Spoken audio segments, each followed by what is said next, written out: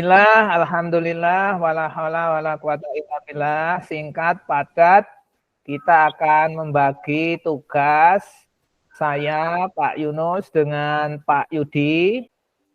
Baik, saya akan menanyakan kira-kira 4 hal ya, terkait dengan pengetahuan umum, teori-teori pembelajaran, kemudian terkait dengan PTK, dan juga tentang TIPEK ya. Kalau cukup nanti tentang HOTS, penilaian HOTS. Bapak Ibu tidak usah tegang, yang penting Bapak Ibu sehat ya, dan tenang. Nanti jawabnya pasti lancar. Karena ini hanya 4, maka saya buat dalam bentuk kuis ya. Jadi siapa yang cepat, siapa yang langsung jawab.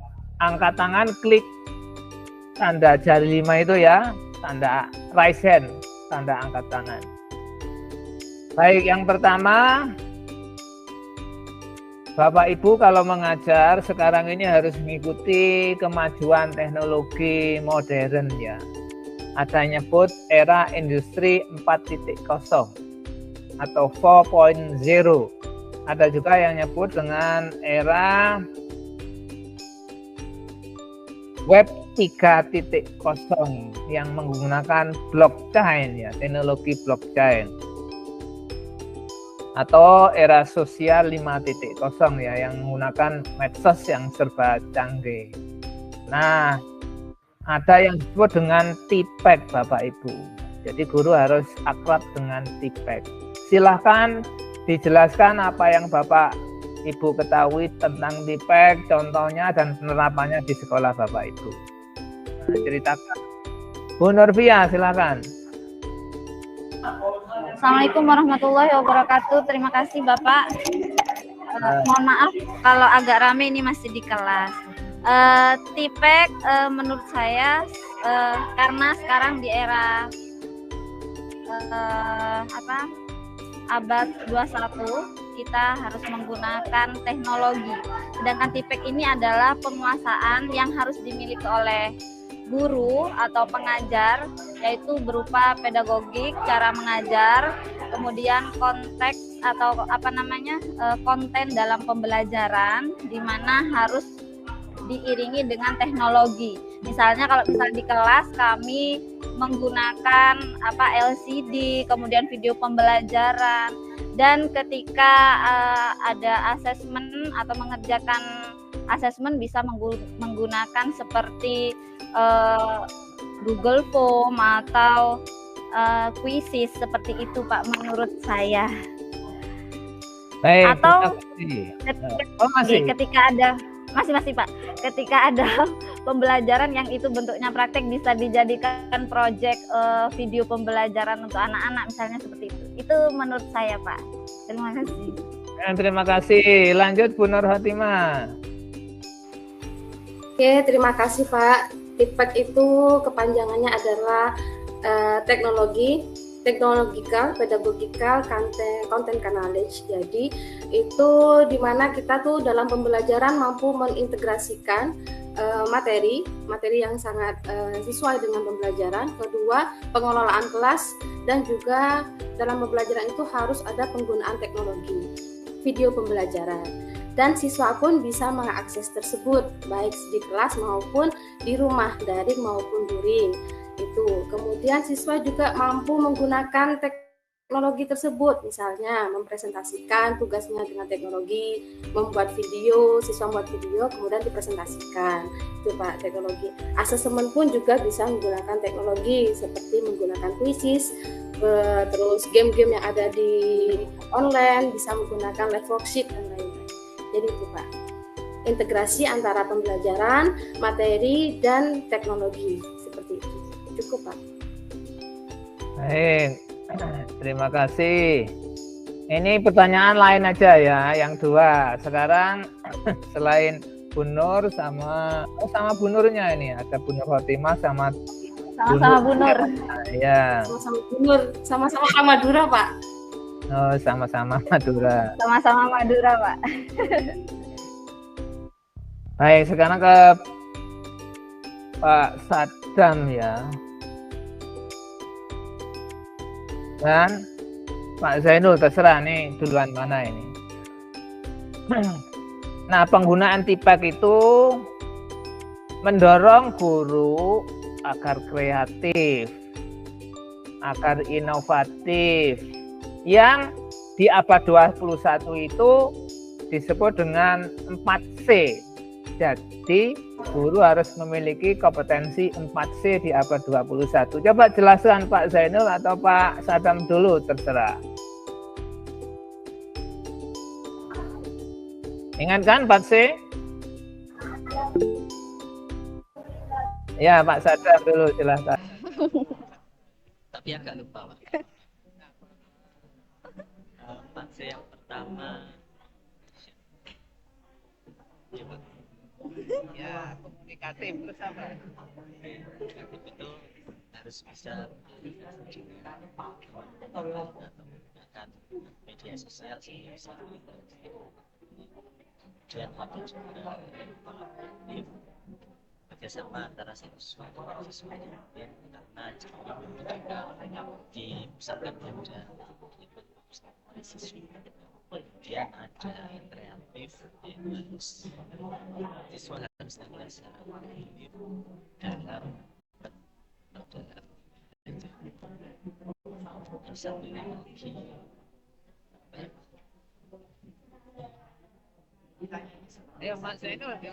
berikutnya, karena ini berjalan terus waktunya, kita diburu waktu supaya adil ya.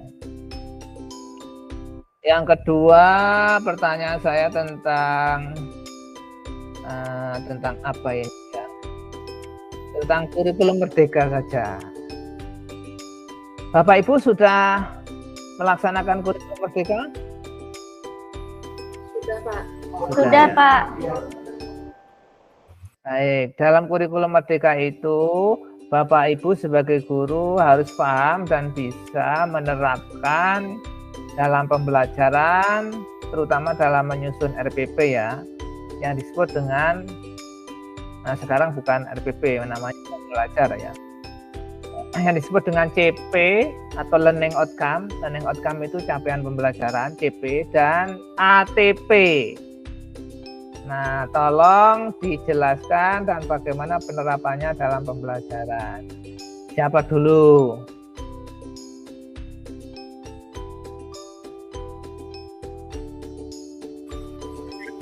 Ada monggo, Pak.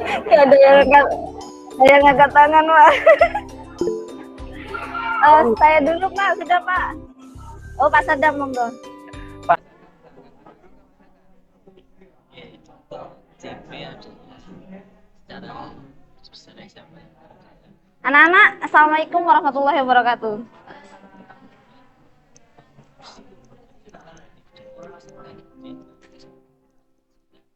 Yang nanti harus dipenuhi di akhir fase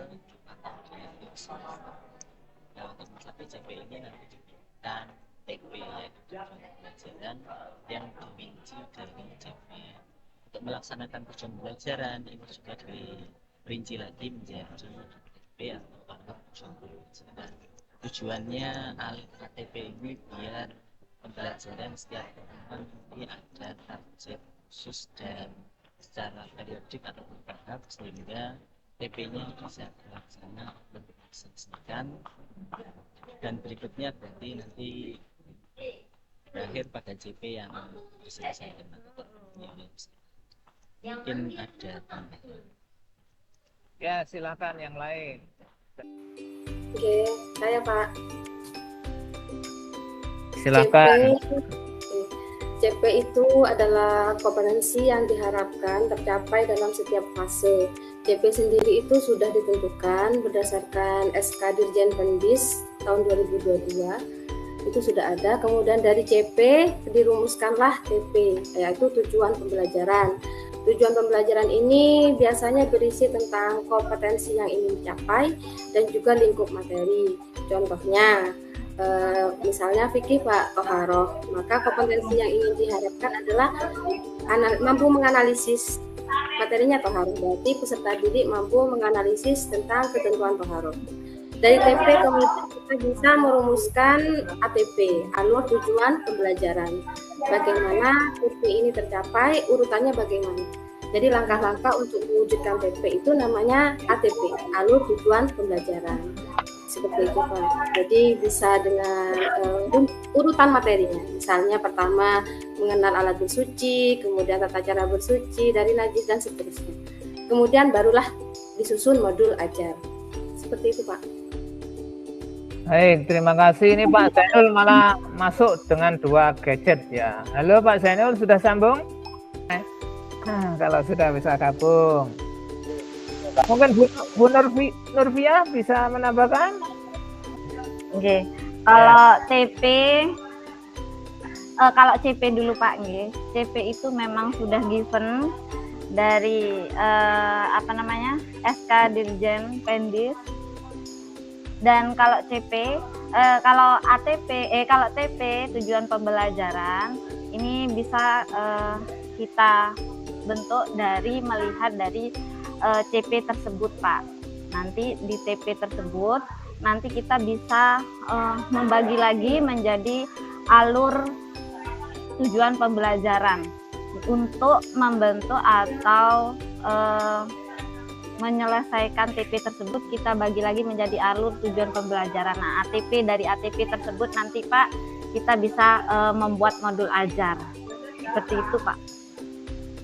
Kalau menurut saya. Terima kasih. Baik, terima kasih. Ini yang belum Pak Zainul ya. Baik, pertanyaannya baru saja karena yang tadi itu sudah lama ya. Alhamdulillah sudah gabung. Yang ketiga nih hot, ini waktunya hampir habis. Jadi saya singkat-singkat. Terakhir nanti ITK ya. Pak Zainul, guru itu dalam mengajar harus melakukan penilaian, Pak. Baik penilaian proses maupun penilaian akhir ya. Nah, dalam melakukan penilaian itu dalam membuat soal kita disarankan untuk membuat soal-soal HOTS. Apa yang Bapak Zainul ketahui tentang HOTS dan bagaimana implementasinya, Pak? Ini adalah tingkatan dari kemampuan berpikir tingkat tinggi yang disampaikan oleh guru kepada peserta didik.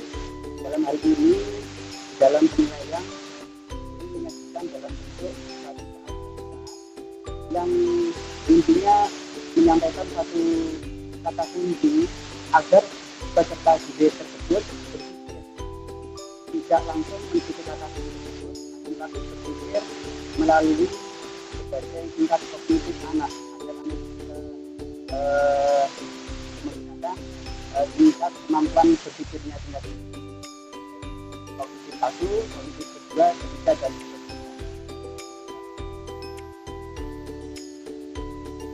C1, C2 itu termasuk hot, Pak? Belum, Pak. Tapi bagian dari proses. Caranya membuat soal hot gimana, Pak Zainul? Caranya biasanya tersajikan dalam bentuk soal cerita agar peserta didik tersebut bisa berpikir lebih jauh mengenai implementasi dari poin yang disampaikan pada soal tersebut. Ya, baik. Jadi HOT itu high order thinking skill, itu keterampilan berpikir tingkat tinggi. Artinya C4, C5, C6 ya. Jadi tidak hanya menghafal, tapi harus berpikir ya. Ya, Pak.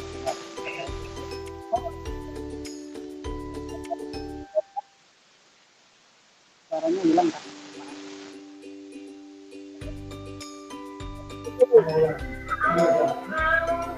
Pak, suara hilang. Halo ya, sudah terdengar? Sudah Pak, sudah.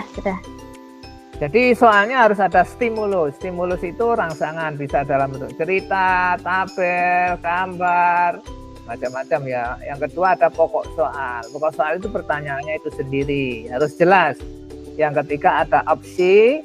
Option itu pilihan jawaban. Biasanya pilihan jawabannya itu lebih kompleks ya. Nah, baik, terakhir tentang PTK. Ini untuk semuanya. Silakan siapa yang siap terlebih dahulu, Bapak Ibu bisa membuat respon. Pak Sadam, ini pertanyaannya belum saya sampaikan ini. Mana jawabnya?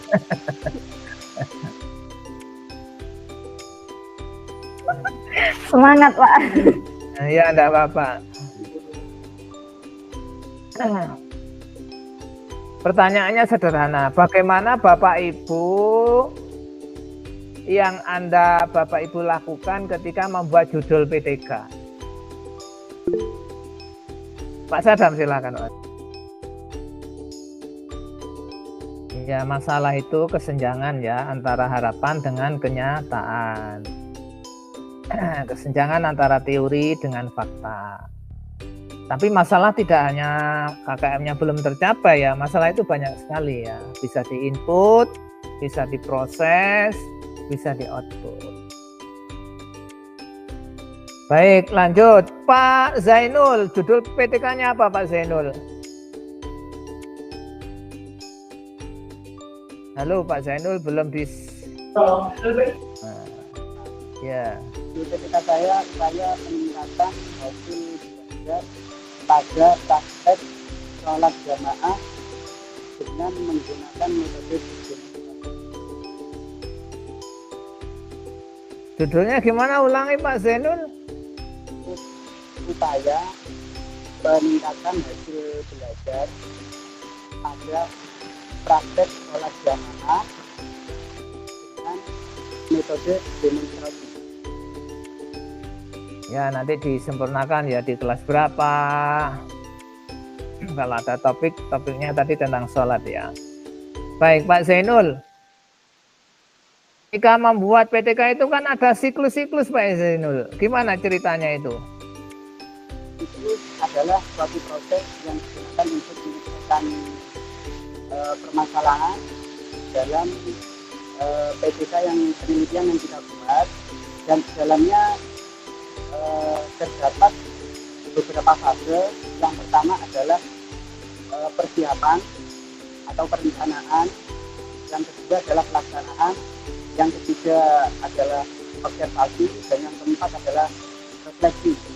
Dan siklus ini tidak hanya satu kali untuk menguji coba apakah metode yang kita gunakan minimal adalah 2 kali. Nanti kita lihat apakah solusi yang kita tawarkan pada itu bisa menyelesaikan masalah.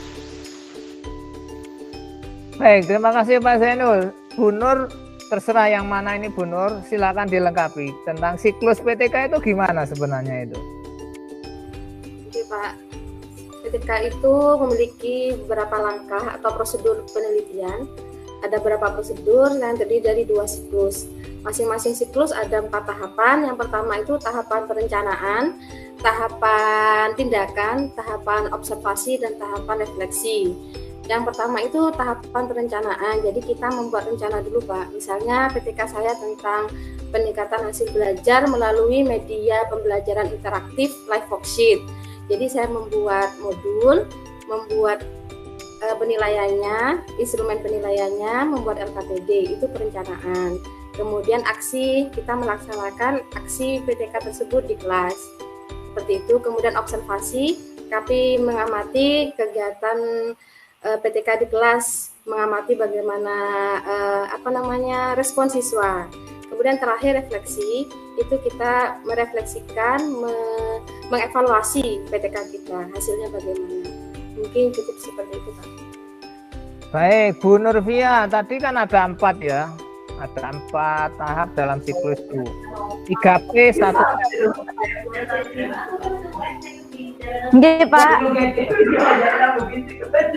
namanya ini kenceng.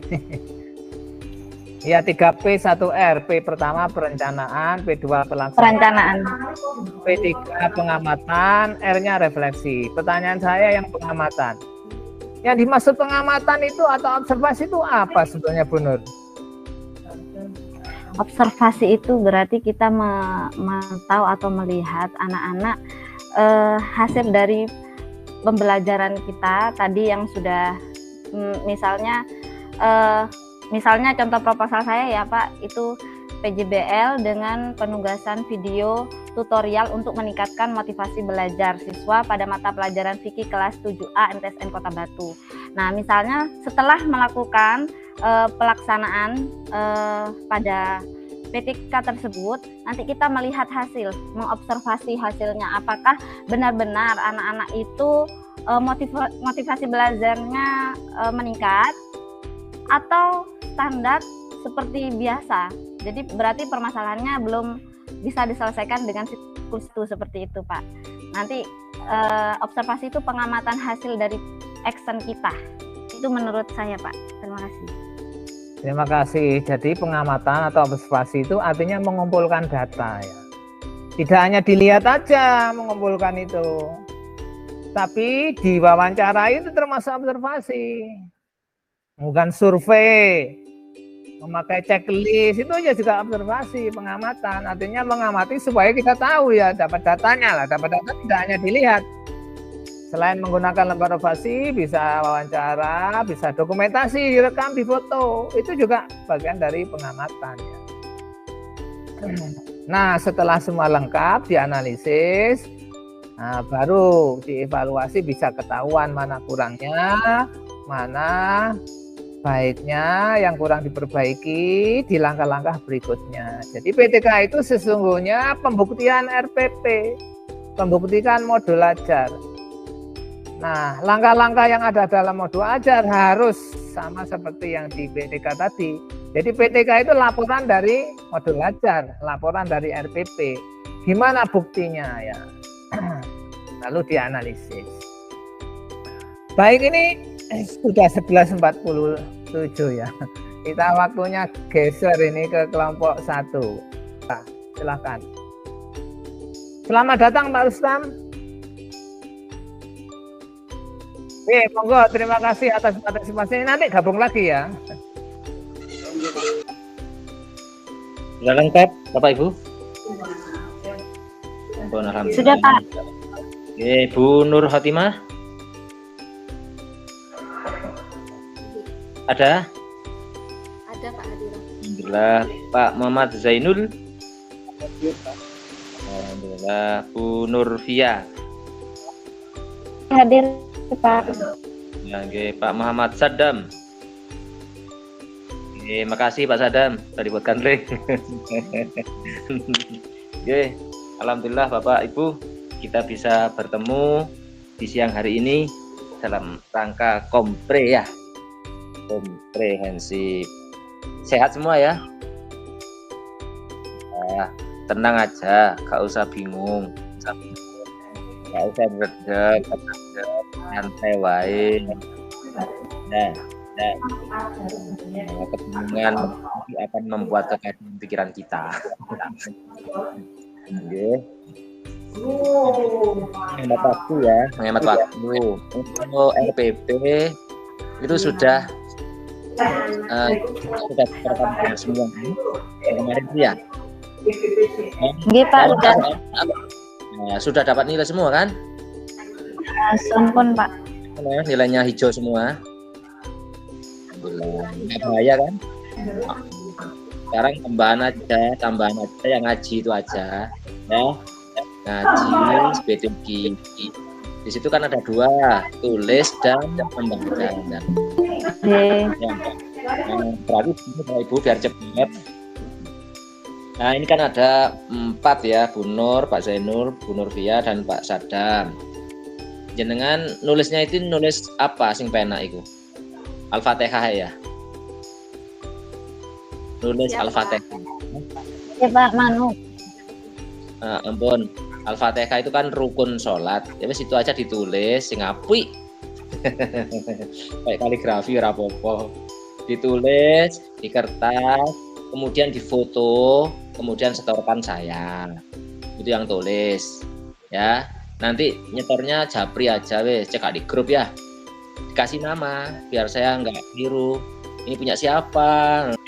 Tinggal membacanya sekarang. Nah, nulisnya gini. Ini kan urutan pertama Bu Nur ya, Bu Nur Khotimah. Berarti Bu Nur membaca Al-Quran.